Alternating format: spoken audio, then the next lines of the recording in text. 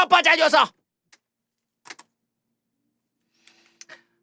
코로나 때문인가요?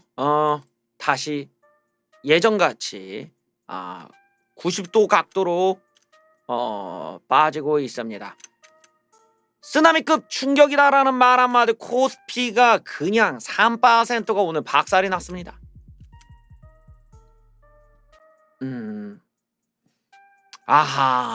코스피가 그냥 하락폭이 더 커지면 3% 무지막지하게 빠졌구만. 터졌어. 확진자가 마구잡이로 늘면서 총 1,500명이 넘어갔습니다. 이게 굉장히 빠른 거거든요. 지금 이대로면은 다음 주 안에 3,000명이 넘을 수도 있는 거야. 근데 진짜 3,000명이고 자식 5,000명 넘어가면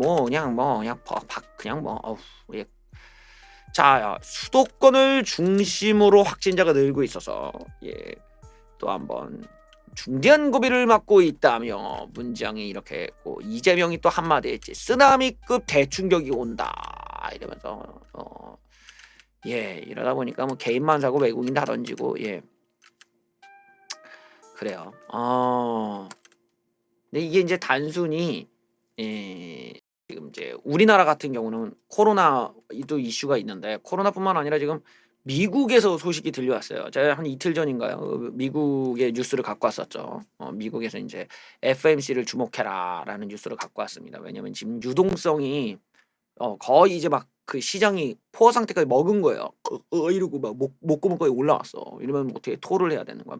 이러고 팍 그러면은 막 유동성이 끝났을 때는 매도할 틈도 없어. 뭐지? 뭐야? 이러다가 그냥 다 털리는 거야, 그냥.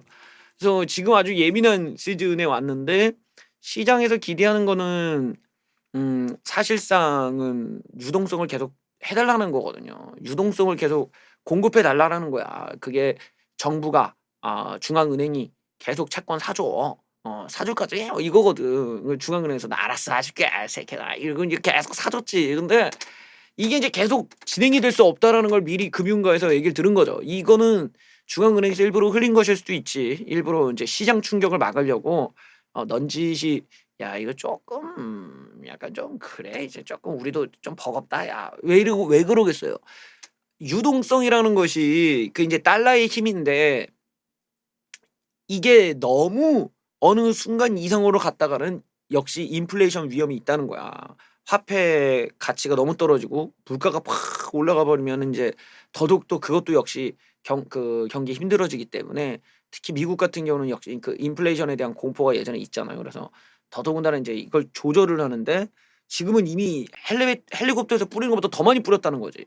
그러니까 포화 상태 왔다 이러면서 약간 이제 FMC에서도 이제 메시지가 약간 조금 비둘기파적으로 가지 않겠냐. 약간 좀 온건하게 좀, 야, 이거 좀 위축해야 되는 거 아니야? 이렇게 가지 않겠냐.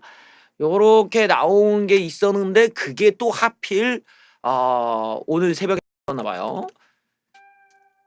풍부한 유동성을 우려한 FMC가 기어이 폭발시켰습니다. 아이고야. FMC 의사록에 영향을 받았다라는 거예요.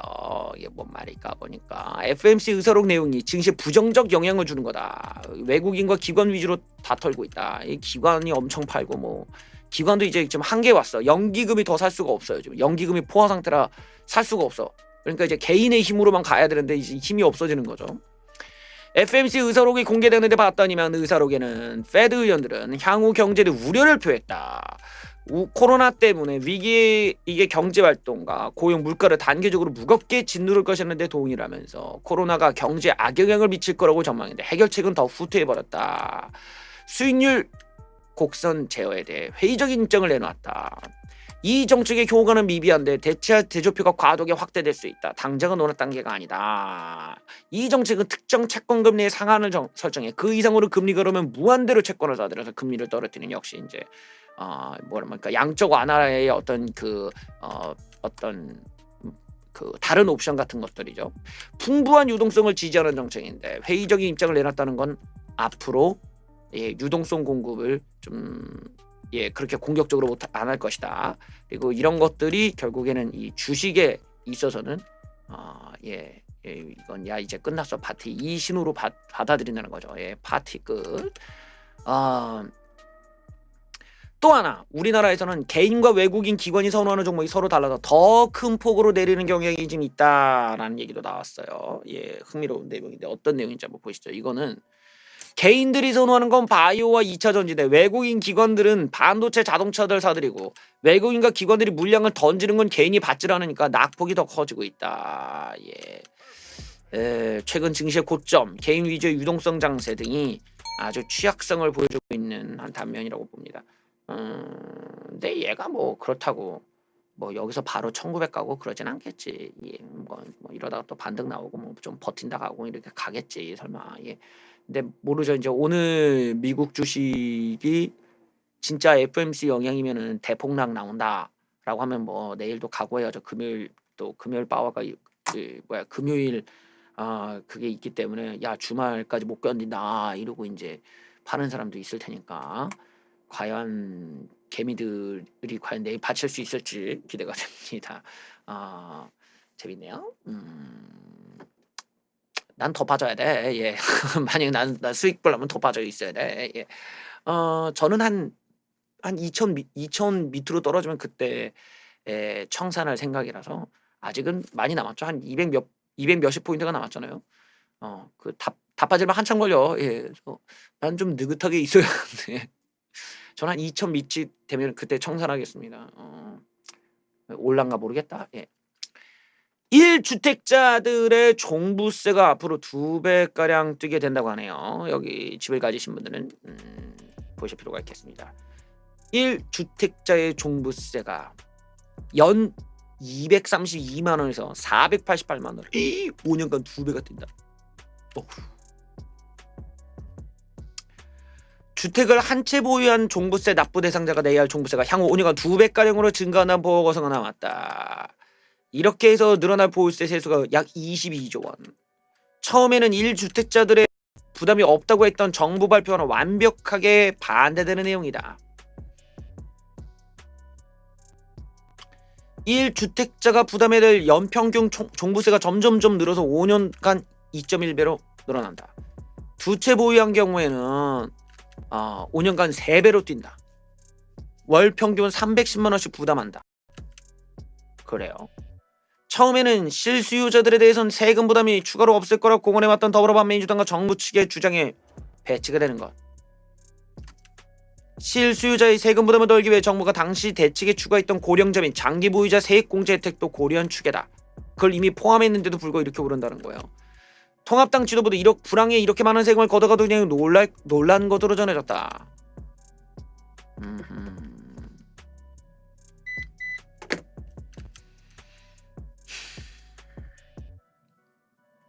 자, 부모 봉양, 교육, 이직 등 피치 못할 사정으로 주택을 두 채 보유한 실소유자들이 갑자기 불어나는 세금에 황당해한다. 펑크난 세수 메우는 부자 증세. 결국에는 이 부동산 세제에 손댄 진짜 목적이 부동산 시장의 정상화가 아니라 뭐다? 부족한 세수를 충당하기 위한 증세 목적이다. 이미 뭐 제가 노래다 다 썼죠. 예. 부족한 세수 메꾸려 꼼수. 예. 그렇죠. 그렇게 해서 5년 동안 종부세, 재산세 등 보유세 총액은 61%가 늘어날 예상인데, 예, 부동산 세금이 또 더 늘어날 수도 있다고 하니까 앞으로 이제 부동산을 갖지 못한 자들도 불만이고 부동산을 갖고 있는 사람도 불만인 이런 상황이 됐죠. 벌면 뭐하나 그냥 세금 떼기는데 예. 자, 여기서 또 이번에 여러분들 아시다시피 이제 좌파들이 선전선동에 능하잖아요. 여러분들 보면 알겠다. 우리가 전에도 말했듯이 이게 그 선전선동이라는 것의 기본적인 조건이 있어요. 그거는 그 문화적인 이해가 있어야 돼. 문화가 뭡니까? 이게 밑에 있는 젊은 세대들을 통해서 윗세대로 올라간다고 하는 문화는 일종의 역류 현상이라는 게 있는 거예요. 그러니까 나이 든 사람들, 노인을 위한 나라가 없다 뭐 그런 말도 있듯이 노인들이 유행을 만들지 못하는 거지. 고령층을 위한 그런 문화가 많지가 않아. 우리가 보는 문화들은 항상 젊은 사람들을 위해서 존재하잖아요. 뭐 빌보드 차트가 됐든 뭐 한국 차트가 됐든 뭐 무슨 문화권의 차트나 뭐 박스 오피스나 이런 것도 다 마찬가지야. 아무리 막 어떤 소비력은 윗세대가 더 많다고는 하지만 정작 그 쪽에 있는 즉 사람들의 어떤 삶에 영향을 미치는 이런 문화권에 대한 소비력은 항상 젊은 사람들이 쥐고 있다라는 거예요. 근데 이런 문화들 때문에 문화의 역류 현상을 이용해서 선전선동을 꾸민다라는 거죠. 그래서 대표적으로 페미니즘 같은 경우도 그렇잖아. 586 세대가 정작 그렇게 가부장적인 사고에서 뭐 여성들을 억압해 놓고 정작 그 문제를 젊은 층들한테 퍼뜨려서 젊은 층들의 갈등 요소로 만들었다라는 겁니다. 이런 것들이 전형적으로 문화의 역류 현상을 우리가 확인할 수 있는 대목이죠. 또 영화나 뭐 우리가 뭐 여러 가지 그런 콘텐츠들 이런 것들도 다 젊은 사람들의 문화를 지배하고자 하는 그런 선전성동 욕구에서부터 이게 강하게 나오고 거기서 투자가 엄청나게 이루어지죠. 근데 우파 진영은 사실 그런 게 없잖아요. 뭐 하다못해 뭐 박정희 대통령 관련한 거 뭐 하나 만들려고 해도 영화나 제대로 나오질 않아. 뭐 전두환 대통령 관련한 거 나오지를 못해. 책 하나 나올까 말까인데. 이런 거 보더라도 어떤 문화적인 투자, 문화적인 이해도도 상당히 떨어지거든요. 그런 떨어지는 이해도에서 선전선동을 하려고 하니 씨도 안 먹히고 그냥 사람들이 비웃고 마는 거죠. 그러니까 이 영향력이 안 된다는 거야. 그럴 바에는 차라리 어떤 팩트와 논리를 갖춰서 그냥 키보드 배틀로 애들을 제압하던가 이런 쪽으로 갈 수밖에 없는 거죠. 그게 제일 저렴하고 싸고 확실하게 이기는 방법이니까요. 그런데 좌좀들의 선전성이 매번 통하는 것만은 아니죠. 얘네들이 나름대로 이 문화의 어떤 문화를 통한 선전선동을 하기 위해서 좌좀들이 항상 뭐 여러 가지 방식을 노리죠. 깔끔한 이미지에 뭐 커팅을 하고 뭐 이런 것들도 있는데 대표적으로 이제 만화를 이용할 것입니다. 만화를 이용해서 그 옛날 광우병 때 여러분들 생각나는지 모르겠어요. 내가 왜 이러지? 띵! 뭐 이러면서 막 그러고 막 집에서 어머니가 막 "응, 우리는 미국산 쇠고기 안 샀으니까 걱정하지 마." 이러고 뿌리는데 그 조미료가 미국산 소 얼굴이 이렇게 떨어지면서 가족들 국에 이렇게 뿌려지는 장면을 기억하시는지 모르겠어요. 만화를 가지고 선전선동을 하는 거지. 애들 보는 만화를 가지고 그렇게 그걸 예전에 많이 했었지. 그리고 그때는 그런 게 먹혔었죠. 그때는 인터넷 초기라고 해야 될까나? 어떤 인터넷의 선종 문화가 잘 모르던 때다 보니까 해벨레 가지고 그런 걸 악용하던 새끼들이 있었는데 요즘에는 이제 뭐랄까 좌파들이 지들이 이제 정권을 잡고 나니까 완전히 이제는 국민들과의 괴리가 너무 멀어진 거야. 왜냐면 얘네들이 완전히 궁전에서 살고 저 오만방자하게 독재적으로 가니까 일반 국민들의 정서를 이해를 못하고 헛소리 만화를 그렸다가 온통 욕이란 욕은 다 먹고 있다고 합니다. 함께 보시죠.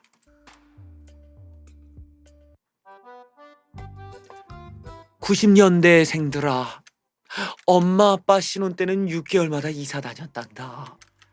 예. 어휴, 이삿짐은 싸도 끝이 없네. 이사 2번 가다가 쓰러지겠어요. 아이, 엄살은 우리 신혼 때는 6개월마다 이사 다녔단다. 이러고 엄마 아빠가 이사를 가는 거예요. 그래서 국토교통부 공식 SNS에 엄마 아빠 신혼 때는 6개월마다 이사 다녔다는 만화가 논란이 되고 있는데 나름대로 지들 딴에는 임대차 악법을 홍보하는 이런 만화를 그러는데 너무 말이 안 되니까 사람들이 뭐야 이 만화 평생 세입자로 우리 보고 살라는 거냐면서 비웃음을 샀다고 합니다. 90년대생들은 모르는 그때 그 시절이라면서 이런 꼰대 같은 만화가 등장을 했는데 딸이 이러면서 이사가 너무 힘들어요 이랬으니까 우리 때는 6개월마다 이사 갔단다 이러면서 또 뭐 자랑이라고 얘기하고 있어요. 그러면서 제 딸이 6개월마다 이사를 했다고요? 멀쩡할 집으시고?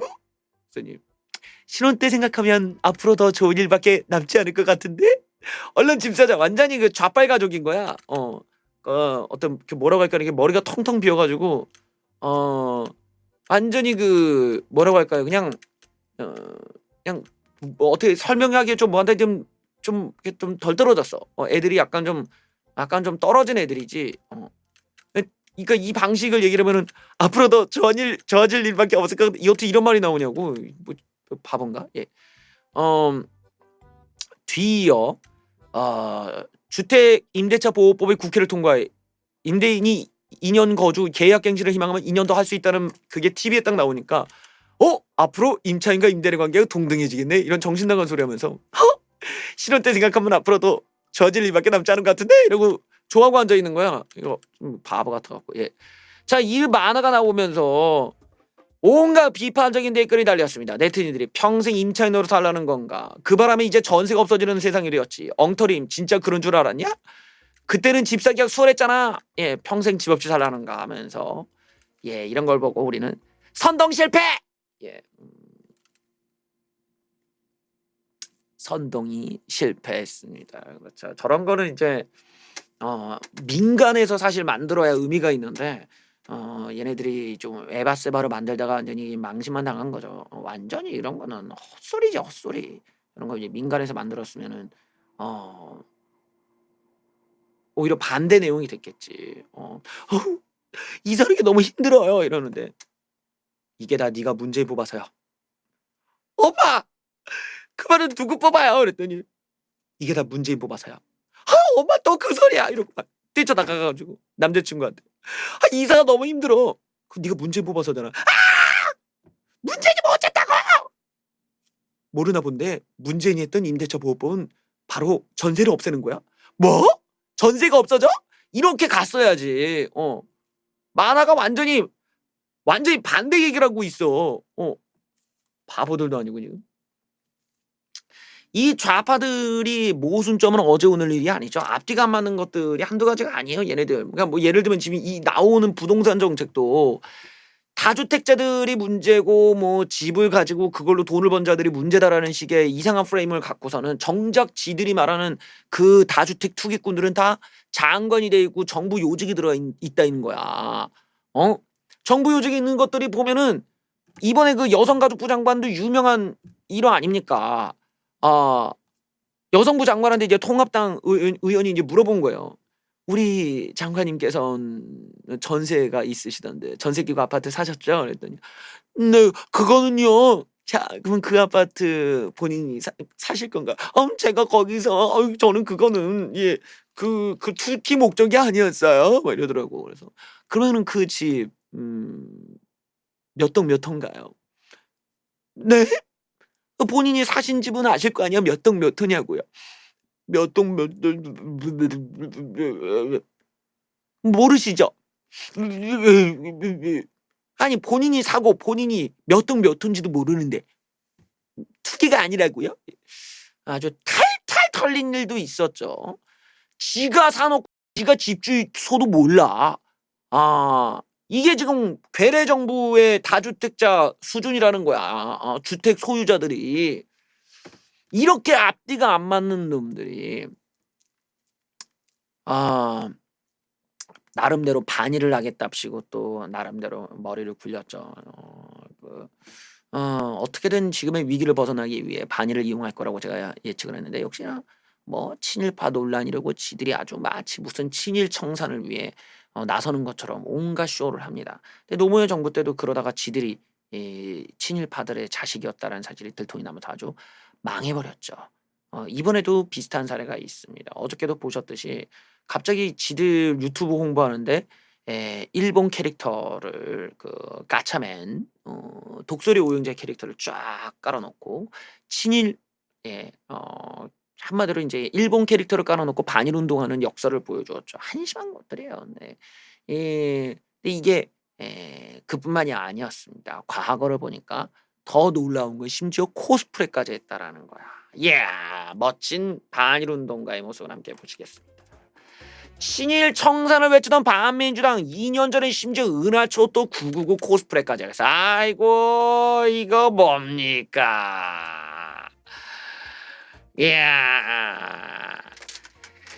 난감하구만. 유세를 하는데 이것도 이거 난감하구만요. 하하. 정말 저 눈 테러다 눈 테러야 정말. 온갖 친일 청산이 어쩌고 토착외구 선멸이 어쩌고 하더니만 독수리 오영재 이어서 은하철도 999까지도 지들이 코스프레까지 하고 아주 이래 놓고서는 자기네들이 무슨 반일을 한다고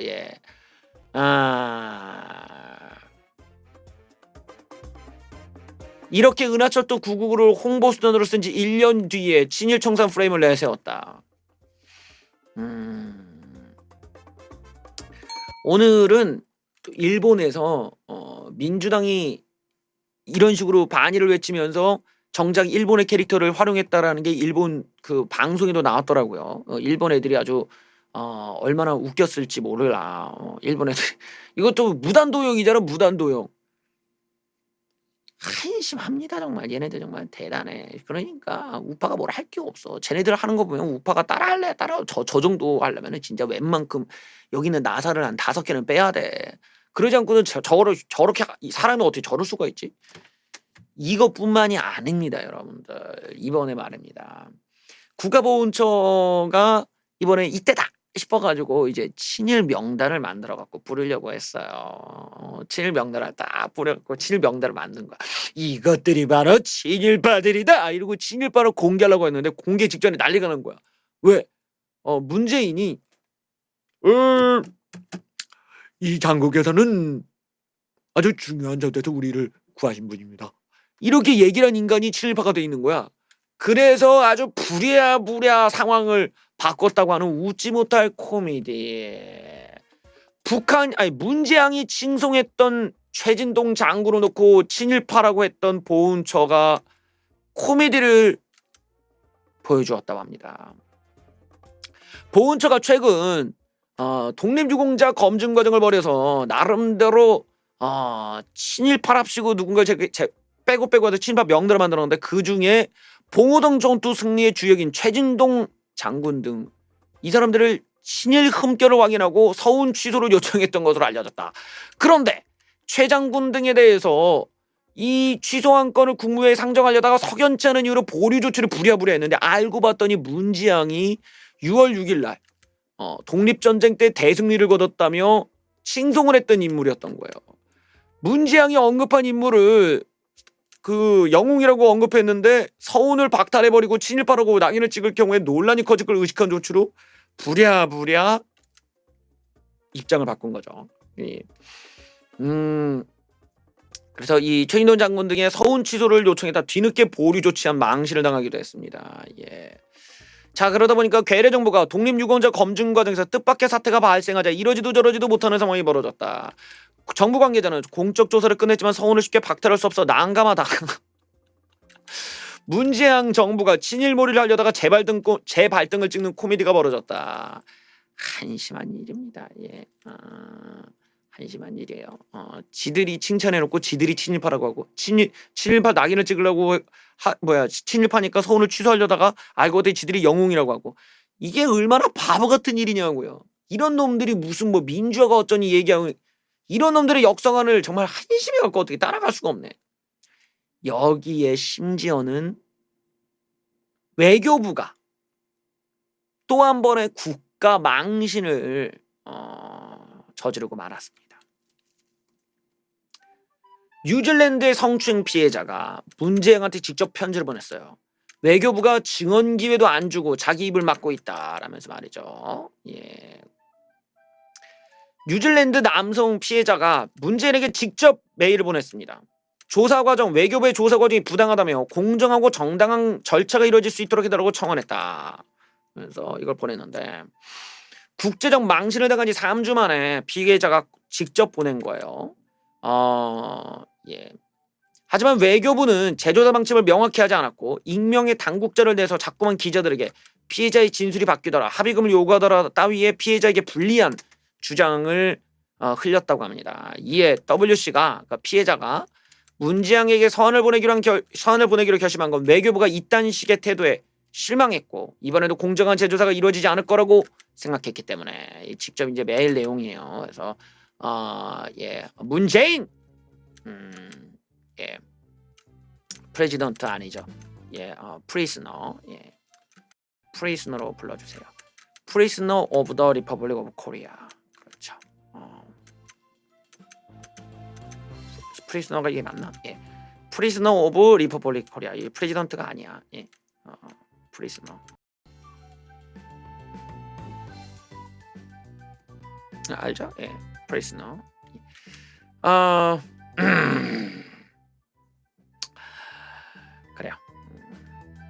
하여튼 뭐 이렇게 했다고 합니다. 그래서 한국 외교부는 나에게 조력자 EPI, 변호사 EPI 조사관에게 발언할 기회를 전혀 주지 않았다. 독립된 기관이 제대로 다시 조사해달라고 요청했다. 증언할 기회가 있기를 바란다. 아주 국제적인 망신을 당했습니다. 국제적인 망신을. 국제적인 망신, 이런 망신이 없어.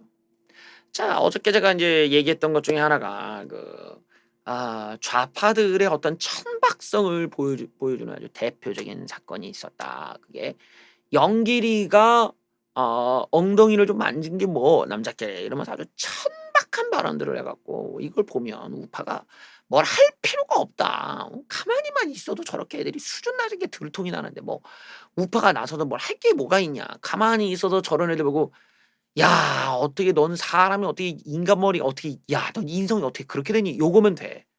딴 게 없어. 그냥 기다렸다가, 야, 넌 진짜, 야, 어떻게 사람이, 너는 어떻게 인성 머리가 그 모양이냐? 이렇게만 해도 벌써 각도가 나오죠.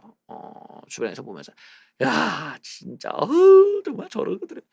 즉 상대를 꼰대로 만들어라. 이게 지금 우리나라에서 굉장히 중요한 전략이라는 걸 알 수가 있습니다. 영길이가 하루 만에 사과할 수밖에 없죠. 그렇게 잘 나가는 좌빨들도 그냥 고꾸라지는 겁니다. 송영길이 결국 사과할 수밖에 없었다. 같은 남자끼리 배도 한번 만지고 엉덩이도 만진다는 건데 그게 뭐 어쩐가.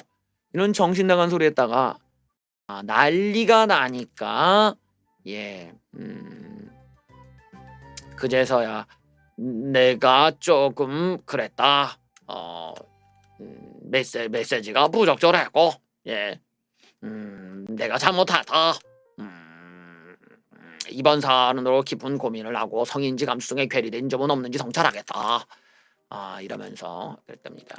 저런 꼰대적인 것들은 그냥 냅두면은 사람들이 알아서, 야, 정말 감탄해. 입을 이런 이제 쑥쑥쑥쑥 이제 떨어져 나가는 거예요. 우리는 가만히 있다가 저거 보세요. 저런 애들 이것만 해도 된다고. 그 별게 없어. 그 괜히 나대려고 하지 마. 나대가지고 잘 된 케이스가 없어.